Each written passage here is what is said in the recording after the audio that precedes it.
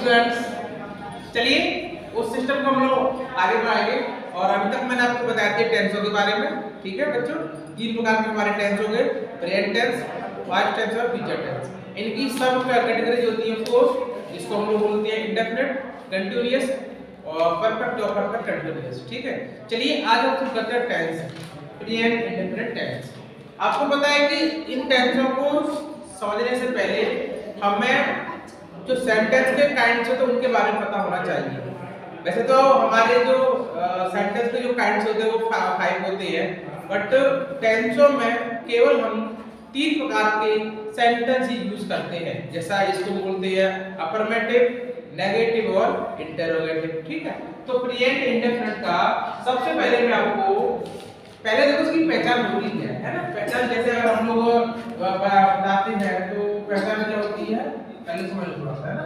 पहचान है ता है, ठीक है, ती है और ते है। यानी कि जिन वाक्यों के अंत में ता है, ती है, ते है, ता हूं शब्द आते हैं, वो ही हमारे प्रेजेंट इंडेफिनिट के टेंस के वाक्य होते हैं।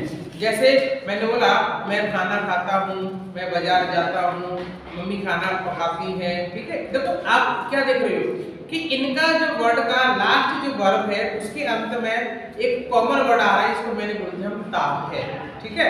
तो ये जो ता वर्ड है ना वो ही हमारा प्रेजेंट इंडेफिनिट टेंस को क्वालिफाई करता है, ठीक है।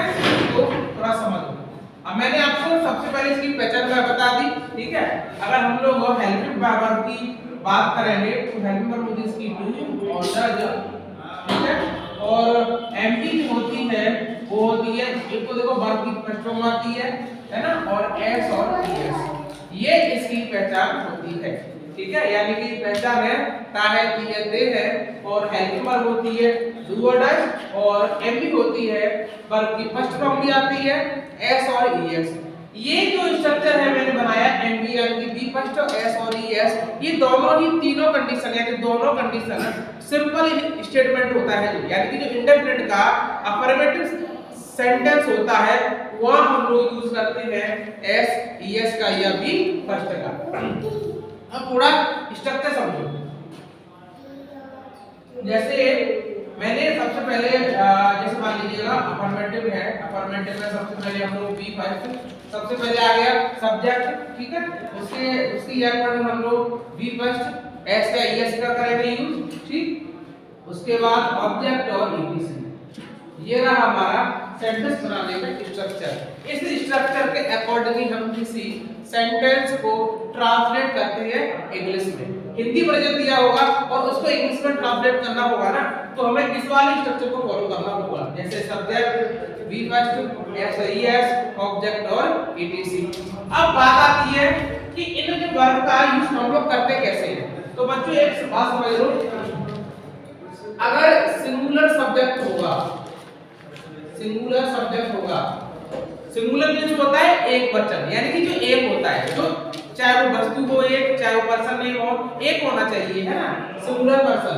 अब इसमें कौन कौन से होते हैं, जैसे मान लो ही होता है, ठीक है, सी होता है और नेम होता है।